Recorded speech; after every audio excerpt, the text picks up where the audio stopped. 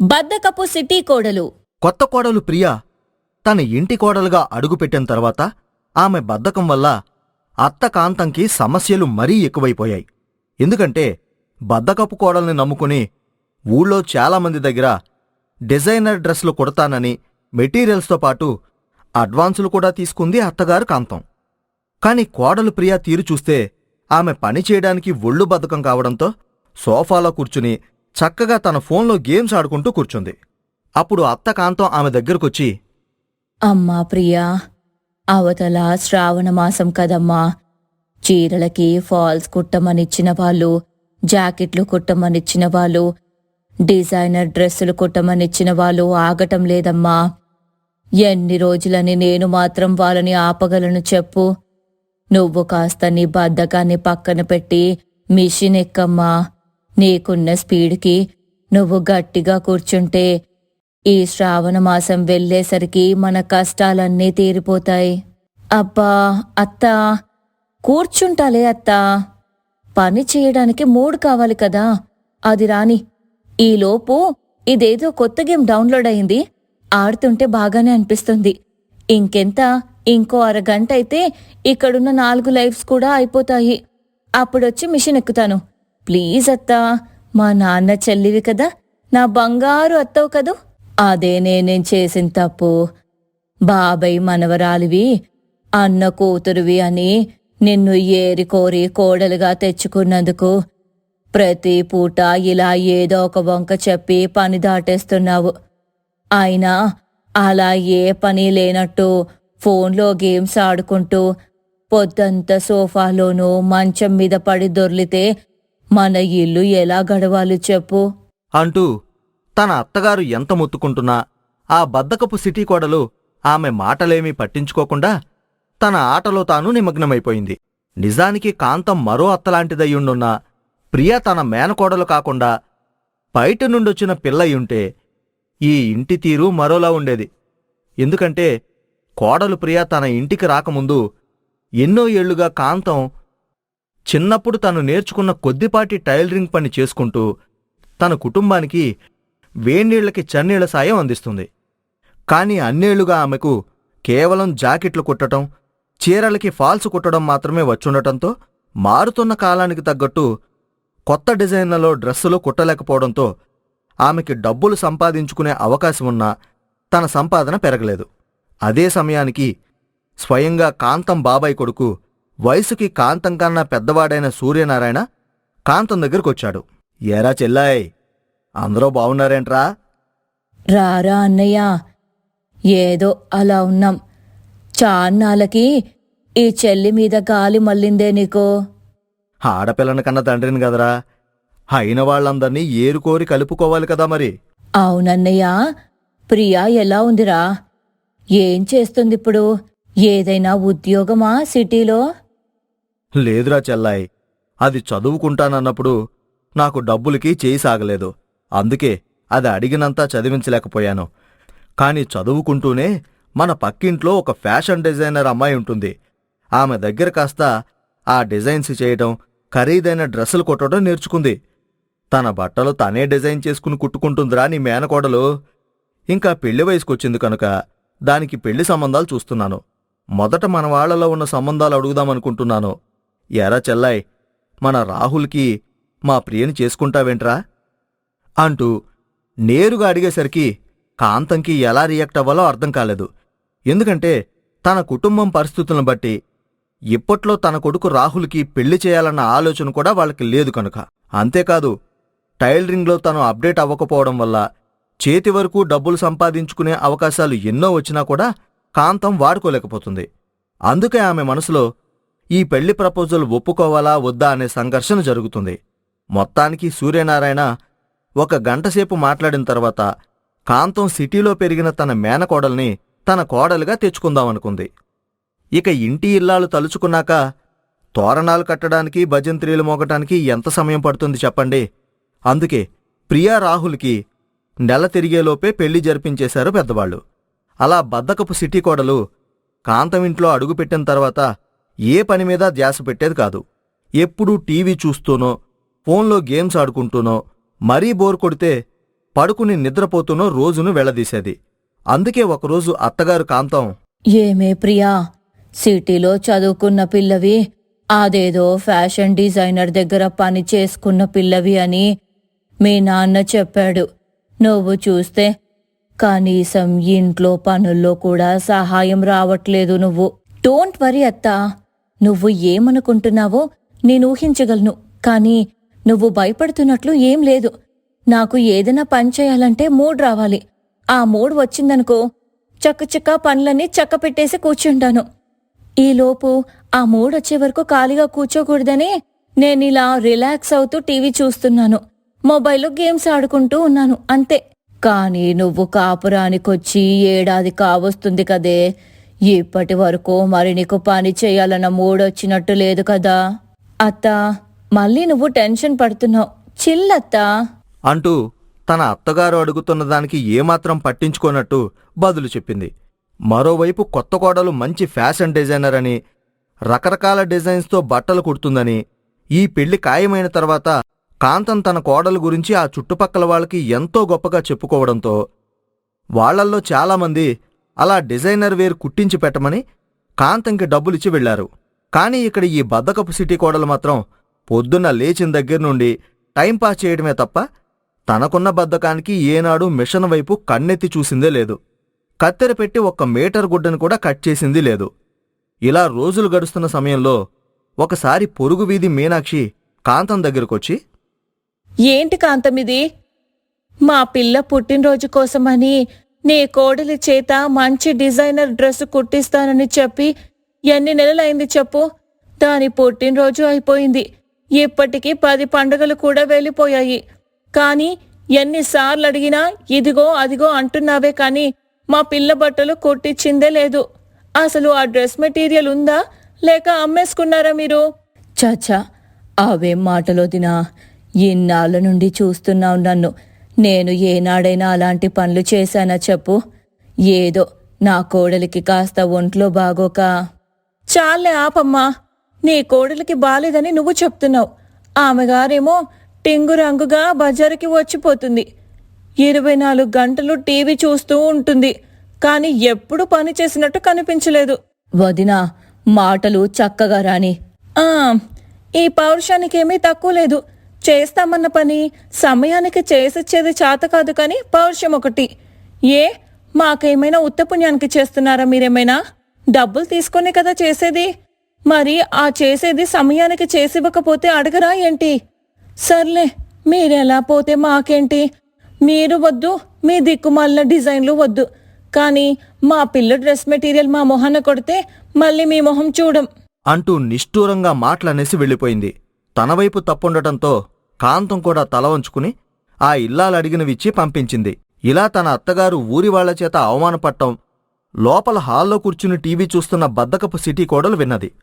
అదే రోజు సాయంత్రం మరో ఆవిడ వచ్చి ఇలాగే అత్త కాంతం మీద అరిచి తానిచ్చిన చీరలు తీసుకుని వెళ్ళిపోయింది.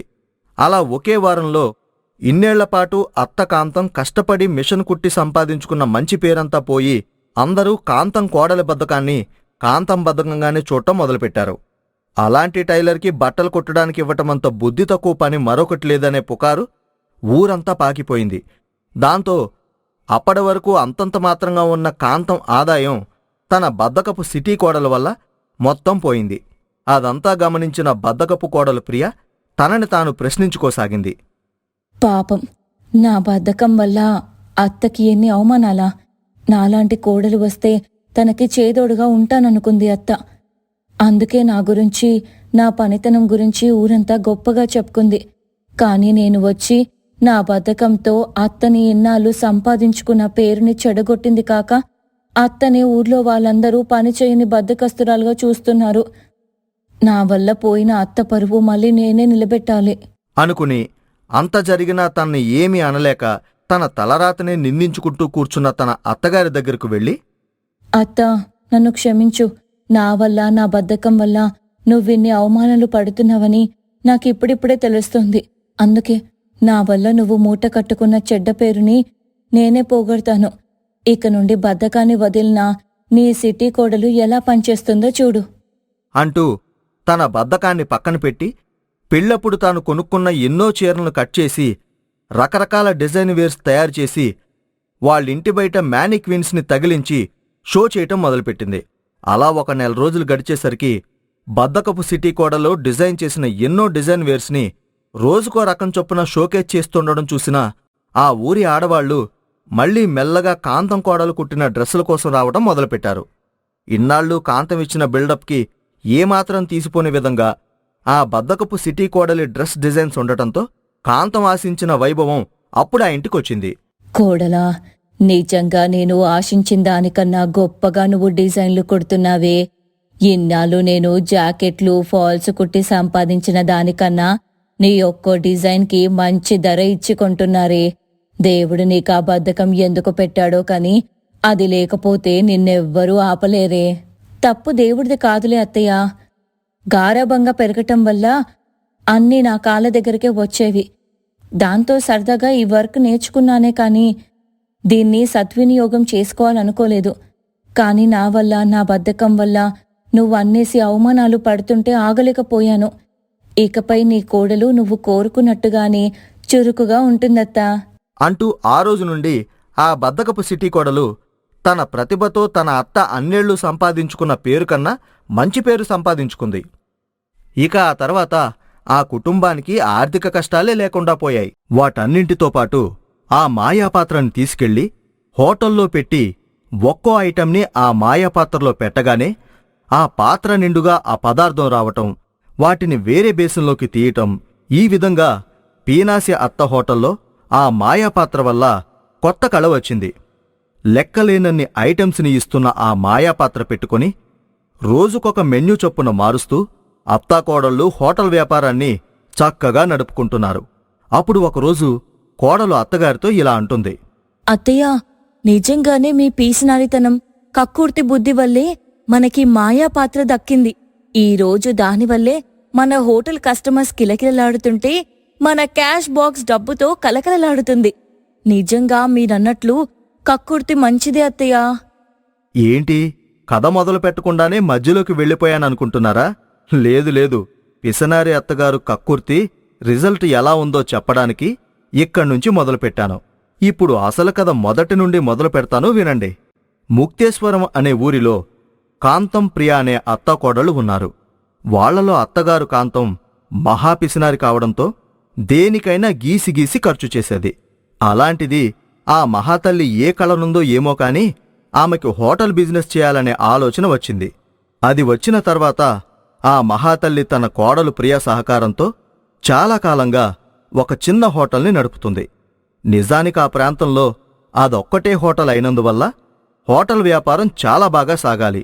కాని చెప్పానుగా, అత్తగారు కాంతంకి ఉన్న పిసినారితనం వల్ల, సరైన నిర్ణయాలు తీసుకోకపోవటం, ఎక్కువ ఐటమ్స్ అమ్మకపోవడం వల్ల ఆ అత్తాకోడళ్ల హోటల్ వ్యాపారం చాలా డల్గా సాగుతుంది.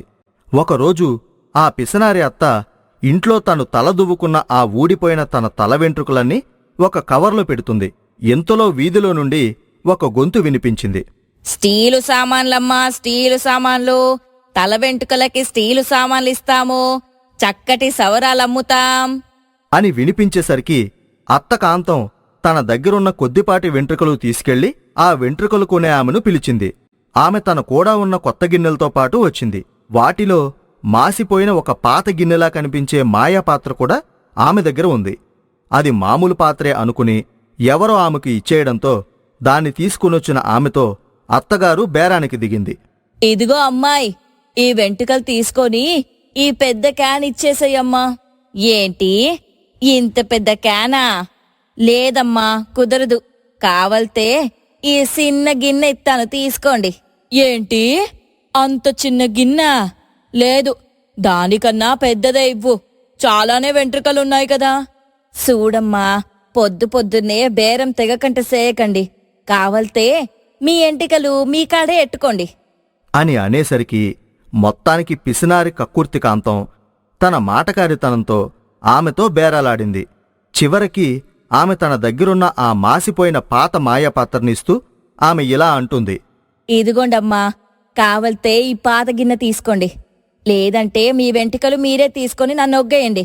పొద్దున్నే బాలేటి బేరం దొరికింది అని అనడంతో పాతదైతేనేం పెద్ద గిన్నె వస్తుంది కదా అని పీనాసి అత్త కక్కుర్తితో ఆ గిన్నె తీసుకుంది. ఆ గిన్నెలామె వెళ్ళిపోయింది. ఇంతలో కోడలు ప్రియ అక్కడికొచ్చి అత్తగారితో ఇలా అంది. అబ్బబ్బా అత్తయ్య, మీ పీసినారి కక్కుర్తితో చచ్చిపోతున్నానత్తయ్య. అవతల హోటల్కి వెళ్లే టైం అయింది. మీరిక్కడ గిన్నెలు బేరలాడుతూ కూర్చున్నారా? అయినా పాత గిన్నె ఎవరైనా కొంటారా అత్తయ్య? దీనికన్నా కొత్తది ఏ గెరిట తీసుకున్నా ఉపయోగపడేది కదా. ఆ ఆపవే కోడలా, ఈ రోజు వరకు మన వ్యాపారం ఇలా సాగుతుందంటే నా పీసినారితనం వల్లే, నా కక్కుర్తి వల్లేనే. నా కక్కుర్తి వల్ల ఎప్పుడూ లాభమే కాని నష్టం జరిగినా హిస్టరీనే లేదు తెలుసా? సరే, ఈ హిస్టరీ పాఠాలు మీరు రోజు చెప్పేవే, నేను రోజు వినేవే. పదండి హోటల్కి పోదాం, టైం అయిపోతుంది అవతల అని చెప్పి అత్తాకోడళ్ళిద్దరూ హోటల్కి పోతూ పోతూ కోడలు ప్రియ అత్తగారు కొన్న ఆ పాత సెకండ్ హ్యాండ్ పాత్రని డస్ట్బిన్ చేయాలనుకుని అందులో చెత్త వేసిపోయింది. వాళ్ళు అలా వెళ్ళిన తర్వాత ఆ మాయాపాత్రలో ఉన్న చెత్త రెండింతలై ఆ పాత్రంతా చెత్తతో నిండిపోయింది. హోటల్కి వెళ్లిన అత్తాకోడళ్ళు అక్కడ వ్యాపారం ముగించుకుని సాయంత్రం ఇంటికి వచ్చి చూసేసరికి ఆ మాయాపాత్రలో డబలయ్యున్న చెత్తను చూసి అత్తగారు కోపంగా కోడలతో ఇలా అంటుంది. ఏమే ప్రియా, ఎప్పుడూ లేంది ఇంట్లో ఇంత చెత్త ఎక్కడిదే? మొత్తం గిన్నె నిండా నింపి పెట్టావు. అసలు చెత్త బయట పారేయకుండా ఈ మూలనెందుకు పెట్టావు? అనేసరికి ఆశ్చర్యం వేసింది. తాను ఉదయం పోతూ పోతూ వేసిన కొద్ది చెత్త ఆ గిన్నె నిండేంత చెత్త ఎలా అయ్యిందా అని అనుకుంది. ఆ తర్వాత అత్తగారా చెత్తను పారేసొచ్చి అది మాయాపాత్రని తెలియక దాన్ని కడిగిపెట్టింది.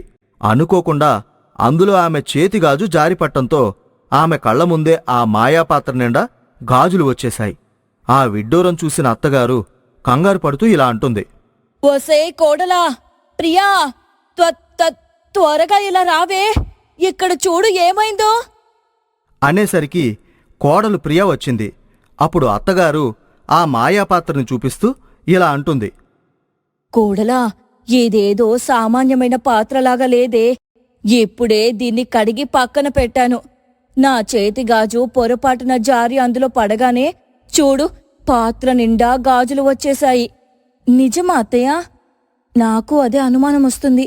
ఉదయం నిన్ను కొద్దిగా చెత్త అందులో వేసి వచ్చాను. ఎలాగో పాత గిన్నే కదా, చెత్త వేయడానికి దీన్ని వాడుకుందామని. కాని సాయంత్రం వచ్చేసరికి ఎంత చెత్త వచ్చేసిందో మీరే చూశారు కదా. అంటే ఇది మాయాపాత్ర అంటారా? ఇంకా అనటమేంటే, మాయాపాత్రే అయ్యుంటుంది. ఆగు, ఇంకోసారి చెక్ చేద్దాం. నువ్వెళ్ళి ఇంట్లో తినేవేమైనా ఉంటే తీసుకురా అని అనడంతో కోడలు వంటగదిలో ఉన్న డబ్బాలో నుండి ఒక లడ్డూ తీసుకునొచ్చింది. గాజులన్నీ పక్కన వంపి ఆ మాయాపాత్రలో లడ్డూని వేసిందో లేదో ఆ పాత్ర నిండా లడ్డూలు పుట్టుకొచ్చాయి. అప్పుడా లడ్డూని తీసుకుని తింటూ అత్తగారు ఇలా అంటుంది. చూసావేంటే కోడలా, నా కక్కుర్తి వల్ల మనకి మాయాపాత్ర దొరికింది. ఇప్పుడు చూడు, ఇన్నాళ్ళు మన వ్యాపారం నా కక్కుర్తి వల్లే సరిగ్గా సాగటం లేదని నువ్వు ఫీల్ అయ్యావు కదా. రేపటి నుండి చూడు, మన హోటల్లో ఎన్ని రకాల వెరైటీస్ అమ్ముతామో మనం. ఇంక ఈ కాంతం హోటల్ వ్యాపారానికి ఎదురే లేదు. అంటే ఏం చేస్తారత్తయ్యా?